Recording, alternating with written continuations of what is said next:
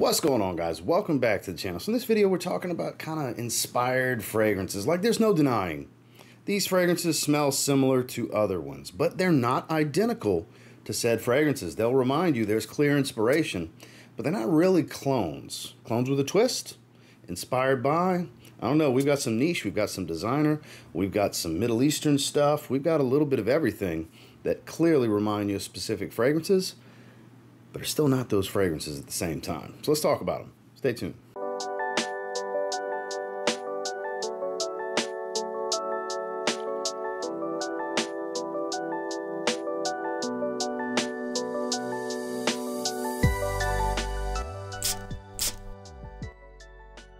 Armaf's Club de Nuit Oud undeniably smells like Xerjoff's Herbapora, but they list Cambodian Oud. And what do I get specifically? This dry, woody nuance that's very distinctive, very prominent, that I don't get from Herbapora.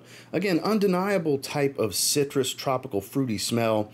It lacks some of that Fructis shampoo and conditioner vibe that Herbapora has. You know what I'm talking about. I don't get a lot of it here. I get a touch of it.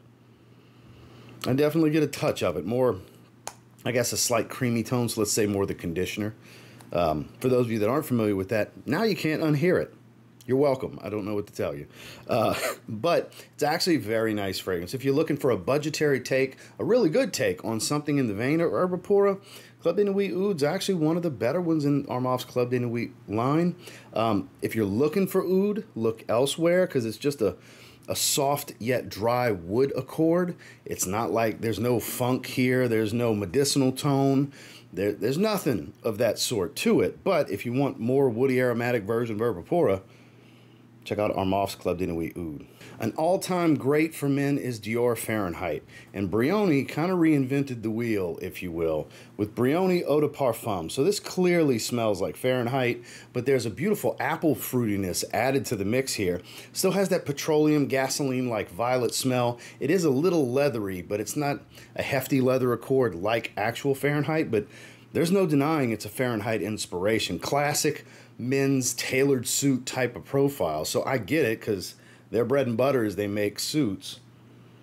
And it smells like it pairs well with a suit. Again, adds a little bit of a playful tone up top with this crisp, fruity, like playful apple fruitiness smell. It adds a sweetness to it that's not really there in Fahrenheit. So clear inspiration, not one-to-one, but this could have absolutely been put in a Fahrenheit flanker bottle, and everybody would have said, ooh, I love this new version of Fahrenheit, because that's basically what you're getting here with Brioni Eau de Parfum. Now, a clear inspiration to Elysium Parfum, not the blue bottle, not the Eau Intense blue bottle either, but the Parfum Pour Homme that came in the clear bottle with the gold plate. We're talking about Samy Andraus Blue Sapphire. I wore this one again recently. It's been quite a while. That bottle's getting pretty low. So this one lacks some things. You get a little bit of the leather here, but it doesn't have the woody facet like that hefty dose of vetiver. And it's over the top fruity and metallic. Like, it's much more fruity, sweet, and metallic. This is more inspired by than clone of with Elysium. It's always been my favorite affordable alternative to Elysium Parfum specifically. There's other good stuff out there that are more direct clones and copies, like your Alexandria Zions, for example, stuff like that. But this has always been a better fragrance to me. It's a high-level oil concentration and an extrait, and it's thick and it's rich.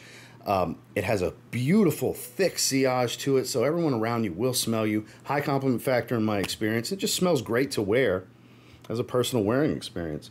Again, it's not one-to-one with Elysium Parfum. Honestly, it's much stronger and much fruitier, but it's undeniable.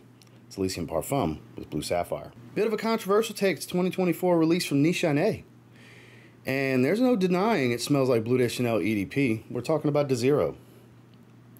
Deziro definitely does, but this is not one-to-one. Not like Loewe 7 Cobalt. That smells really, really dead on. Slightly aquatic, but Bleu de Chanel EDP, like 90% of it. Whereas this, I would say, is about 50 or 60% of that DNA. This has a nice dry, woody facet to it, more so than the soft woods of Bleu de Chanel EDP. Again, much drier, way more aquatic. This is very freshwater dominant. You still get citruses. Again, the woods are different, still woody based, but very different type of twist and spin on this fragrance. Honestly, I prefer it. This is spicier as well. It's got this dry spice. I believe nutmeg's in here, which gives that dry, woody, spicy feel. Beautiful stuff. Like, it's a great release from them. Redundant to Bleu de Chanel EDP, but not a direct copy of it. But if you like Bleu de Chanel EDP and would like an interesting twist on it with some good quality oils, that's who I would recommend trying this one, because I'm very happy to have it. Very happy to have it. But it's undeniable that that profile is definitely here, but that's not the main thing it is. It's Nishane Deziro. Now with this one, I get a multitude of fragrances. I get BR540. I get Instant Crush, because I get more of that white floral amberwood smell with that BR540 sugared sweetness. So I get more Mancera Instant Crush with Herbapora. We mentioned one with Herbapora earlier. This is from the Borouj line. This is Mysterious from Dumont.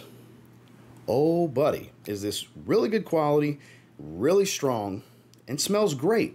Again, it's got this slight feminine tone, because Herbapora's got a slight feminine lean. Remember that Fructis shampoo and conditioner vibe I mentioned? That fruity smell, that is here, but you also get, again, that jasmine, sweet jasmine, warm amberwood, crystallized sugary sweetness of BR540 / Instant Crush, all mixed together. But there's also this spice, this warm spice that comes across in here. Again, this is not any one of those fragrances I mentioned, but there's clear, like, outlying accords that tie it directly to everything I mentioned. I get elements of all of them, which I guess kind of makes it its own fragrance, or more so a hybrid, if anything else. But I wouldn't call this clone with a twist. If anything, I would call it an inspired hybrid. Is probably the best way to go about this one. This is a great fragrance. Doesn't get a lot of shine. I did a full review on this one a while back. It's definitely some good stuff and worth checking out if any of that sounds good. It's Dumont's Borouj Mysterious. Now, super popular stuff would be your Creed Aventus. Mancera Sudrapoise, Nishane Ani. I get elements of all three of these fragrances here, which also makes this more of an inspired hybrid, but it doesn't smell directly like any one of those fragrances. It's Electimuss Imperium. Very popular, a little over $100 from discounters, link below. You can get a bottle of this hefty, crazy, don't drop this on a bare foot, it'll break some bones kind of bottle. Electimuss's quality, again, it's not necessarily a hybrid of any of that, but there's clear inspiration that was taken here, admittedly or not. There's inspiration, because you will smell, I think, more so Sudrapoise's profile than something like Aventus. I just won't argue with somebody when they say Aventus, because a lot of people relate Sudrapoise to Aventus. They don't smell the same. That I'll argue about. But as far as being a very similar type of fragrance, yes, they are very similar. Sudrapoise is Mancera's Aventus, is how you can look at it. So I get kind of that fruitiness with the woody vanilla, the woods and vanilla smell that I get from a Nishane Ani. A little bit of spice, there's a hint of florals. It's a great everyday wear, dare I say, signature scent worthy vanilla fragrance. You don't hear a lot of that, and that's what makes this one so good. It's clearly masculine, doesn't lean feminine, but for those ladies that like a slightly masculine-leaning fragrance, probably would very much enjoy this one. This is definitely good stuff. Electimuss Imperium. Distinctive difference in the fruity note. Ultra male, fresh pear, Afnan 9 p.m., fruity apple, and it's a smoother fragrance. This was going the route of clone, but it's more of a twist, because of that distinctive main top note. And honestly, this is always the example I give. I recommend this over what it's similar to, because the quality from Afnan is superior to that of the Jean Paul Gaultier fragrance. Ultra Male's great. This is even better. That fresh fruity pear is great. The sweet apple here, I do think, is better. Some may disagree with me with that. It's okay. That's just how I feel. And you can get this one for about 25 to 30 bucks, and it's a monster performer. Clearly was going the clone route, but it's more clone with a twist, because it is not identical. It's extremely similar, but not close enough to call it an identical carbon copy clone. I still think it's worth checking out. It's Afnan 9 p.m. There's countless YSL Tuxedo clones out there. This is the profile plus a dominating cedarwood accord. Not the highest level of like Virginia cedar or anything, Atlas cedar, but you know, not super cheap, super sharp kind of cedar either. I like this one. This is a really good release from Paris Corner. It is Rifaaqat Adorn. I've been talking about this one a decent amount recently. You get that kind of ambery, vanilla, patchouli, peppered type of smell of the DNA of YSL Tuxedo, but dominating, I believe it's cedarwood and woody notes. They have the notes on the back. You've got cedar, tree moss, and woody notes, which moss can come across very woodsy. Sometimes it's a spicy green, sometimes it's a dry woody green accord, but undeniably tuxedo, but not exactly tuxedo. Again, the woody facet to this is not only enhanced, but I would dare I say extremely heightened greatly over what anything tuxedo's ever been able to offer before, or any inspired, you know, type of fragrance or clone that's come out from any other company either. This is by far my favorite inspired version of Tuxedo, and I would strongly encourage you to check it out if you want to see what the twist would be all about. And that's Paris Corner's Rifaaqat Adorn. Now, I actually prefer this to what it's similar to. And again, it's not a direct clone, because this has very similar accords and a few similar notes, but there's distinctive differences as well. Creed's Silver Mountain Water came out in the mid-90s. This came out in the mid-2000s. This is Xerjoff Mefisto.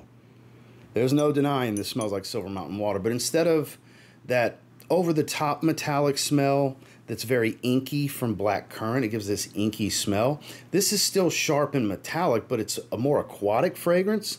Bright, clean musk and citruses, that's definitely a strong similarity. But instead of that green herbal tea note that's extremely distinctive and celebrated from Silver Mountain Water, you have florals like iris and rose to give you a soft, fresh, powdered floral tone with that super bright, clean musk as it dries. I prefer this. Great quality, super fresh. If you like fresh year-round, this is great fresh year-round. Really good performance. Costs less than Silver Mountain Water from discounters as well.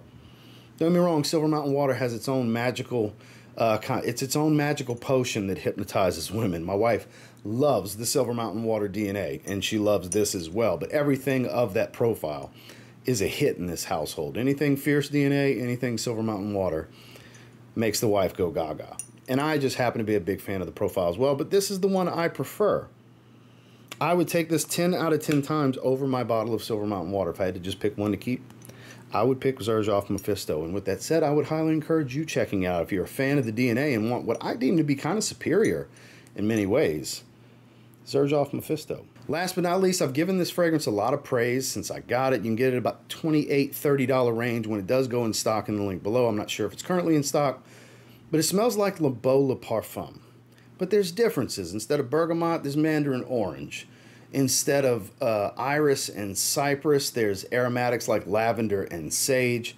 It's Mandarina Duck Vida Loca. This is awesome. It doesn't perform as well. It's like a 6-hour fragrance. It's average stuff.